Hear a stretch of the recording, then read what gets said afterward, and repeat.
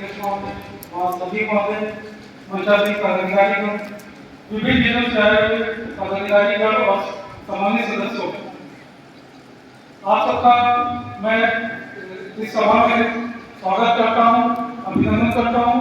और कानपुर देहात की जो भी हमारे पदाधिकारी हैं, चाहे बड़े भाई दिनेश सिंह जी हो, अजय भाई शुक्ला जी हो, राजेंद्र बड़े भाई राजेंद्र यादव हैं, सबका मैं धन्यवाद अदा करता हूँ इस शानदार आयोजन के लिए, उनको मैं बधाई देता हूँ। दोस्तों, हमारे अब मुद्दे पे आता हूँ, समय बड़ा कम मिला है। संघ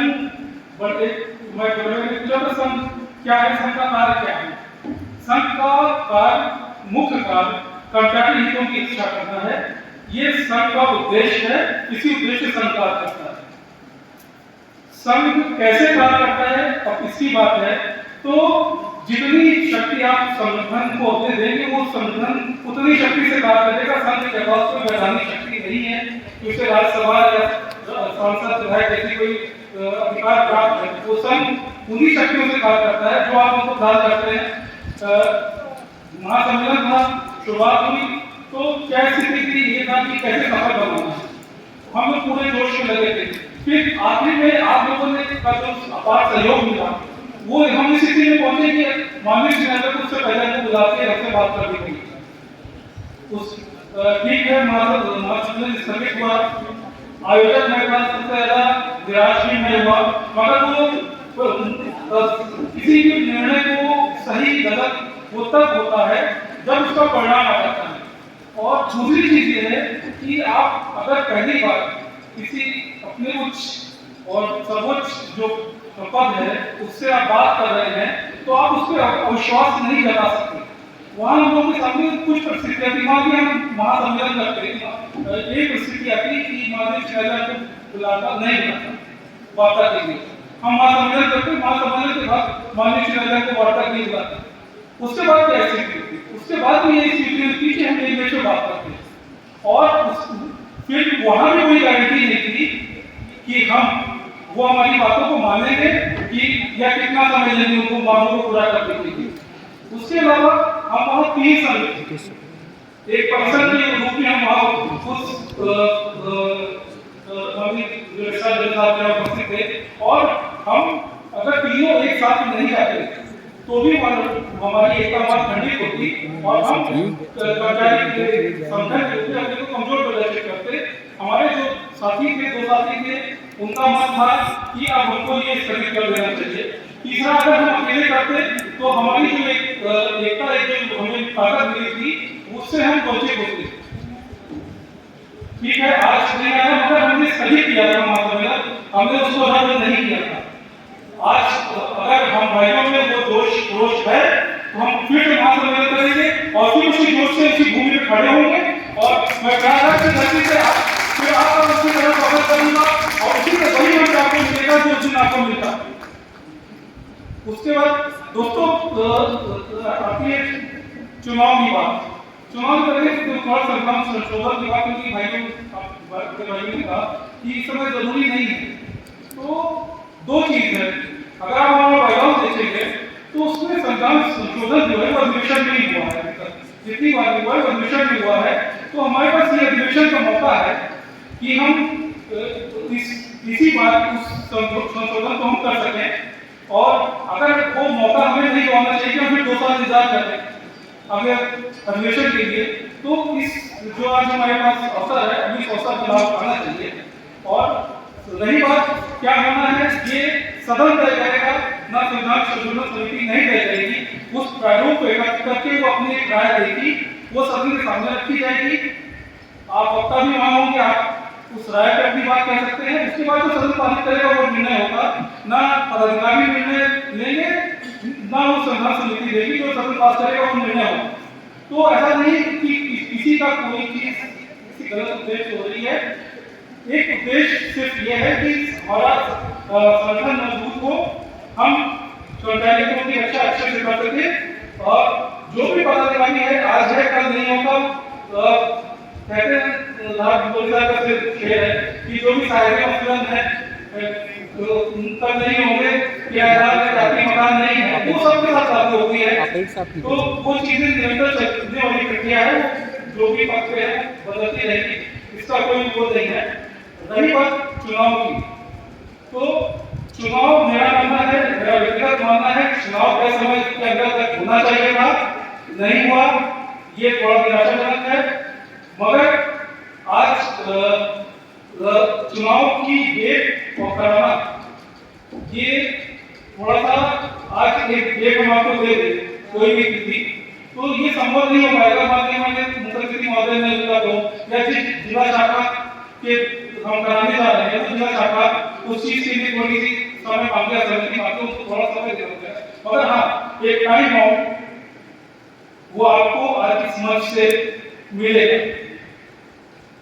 तो अगर थोड़ा देरी हुई है, अगर 1 महीना 2 महीने का और हम पीछे आते जाते हैं, तो बहुत देरी होगी। जिसे कोई भी जिस भी चीजों को तैयारी का समय मिलेगा, 2 महीने का समय अधिवेशन का चाहिए होता है।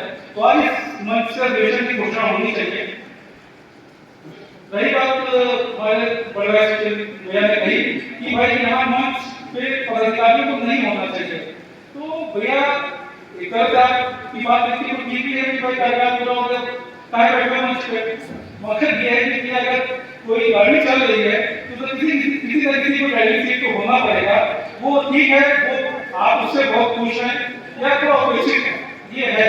मगर वो जब तक कोई और ड्राइवर नहीं आता तब तक किसी न किसी को ड्राइविंग सीट पे उसका कार्य करना पड़ेगा। तो इस वजह से जो भी है हम लोग यहाँ उपस्थित हैं। एक चीज आती है कि पत्राचार, हम संगठन हमारा एक नए कर्मचारी है और हमारा बाकी संगठनों से ज्यादा बाध्यता हमारे ऊपर है। पत्राचार कोई भी आप मान के नहीं जाएंगे कि शुरुआत पहले से करेंगे, ना कि पहले से जाकर दोनों बैठ जाएंगे। आज हम पत्राचार के बारे में महासंमेलन के लिए गए थे, हाईकोर्ट ने बताया नहीं माना, आपने उस पर विश्वास किया। अगर आप कह सकते हैं कि माननीय न्यायालय पर विश्वास करना हमारी गलती थी, तो आज की डेट में गलती थी। मगर उस डेट में जब माननीय न्यायालय पहली बार आपसे कोई वादा कर रहा था, हमें आश्वासन दे रहा था, तो उस समय हम उस पर विश्वास न करें, तो हमारे पास ऐसा कोई समय परिस्थितियां नहीं। आज परिस्थिति है कि कई बार वो अपने आश्वासन से निकल चुके हैं, आज उस चीज को उस तरह से दे सकते हैं, उस समय हम उस तरह से उन चीजों को नहीं दे सकते। मृतक आश्रित का एक मुद्दा ऐसा है जिसको किसी भी कीमत पे हमें मेरे पास का समाधान चाहिए। हमारे भाई मिश्रा जी कह रहे थे कि 20 अप्रैल तक इसका समाधान आ जाएगा, उनकी जीवन पे सरस्वती विराजमान हो और उनकी बात सच साबित हो और हम सब उसका हर्ष मनाएं। ये एक क्योंकि वर्तमान भविष्य और हमें अपने बच्चों का भविष्य सुरक्षित करना है। किसी भी परिस्थिति में जो आज बच्चे हमारे जो सफर कर रहे हैं उनके लिए भी बात करना है, और जो भविष्य में जो भी चाहो ना चाहो उस तरह की घटनाएं होती रहती हैं, तो उन बच्चों का भी हमको भविष्य सुरक्षित करना है। बाकी चीजें थोड़ी सी आगे पीछे आप सपोर्ट कर सकते हो, मगर ये चीज ऐसी चीज है जिसपे हमको कोई समझौता नहीं करना है। ये चीज हमको चाहिए और हर टीम में चाहिए।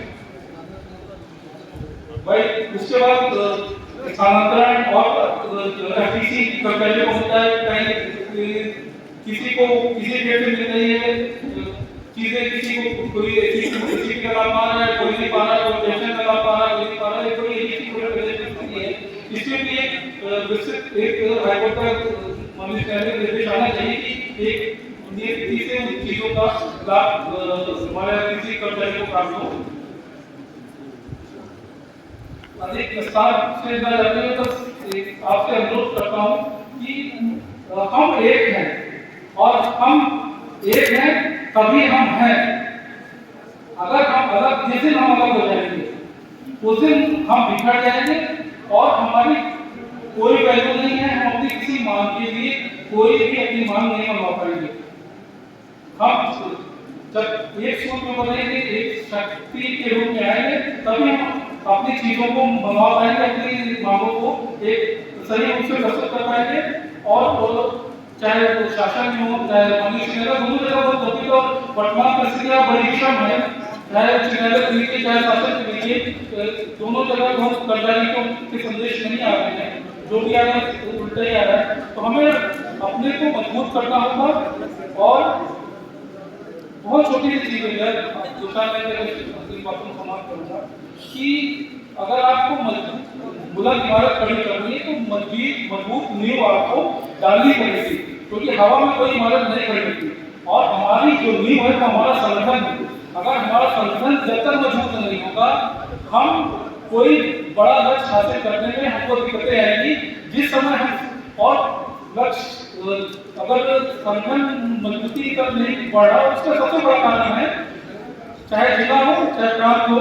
अगर आप भविष्य ज्यादातर जिलों में देखेंगे कि समय पे चुनाव का ना हो, चाहे जिला इकाइयां हो चाहे हमारा प्रांत हो, हम इस बीमारी से बहुत लंबे समय से ग्रसित हैं। अगर 10 साल 20 साल भी जाएंगे तो प्रतिशत मुझे 2 साल के अंदर मुझे दिया कि किसी का कब चुनाव हुआ था। तो हम इस रोग से बहुत बुरी तरह ग्रसित हैं।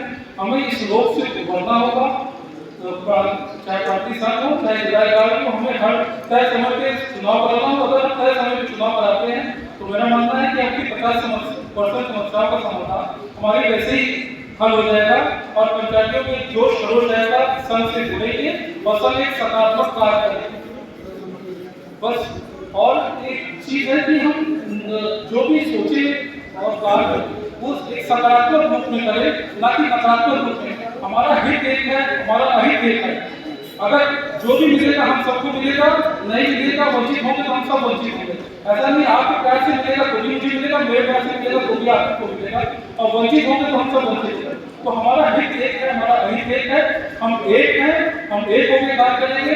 तो ऐसा कोई लक्ष्य नहीं है जिसको हम हासिल ना कर सकें। इसी साथ मैं अपनी वाणी को विराम दूंगा। जय संघ, जय हिंद।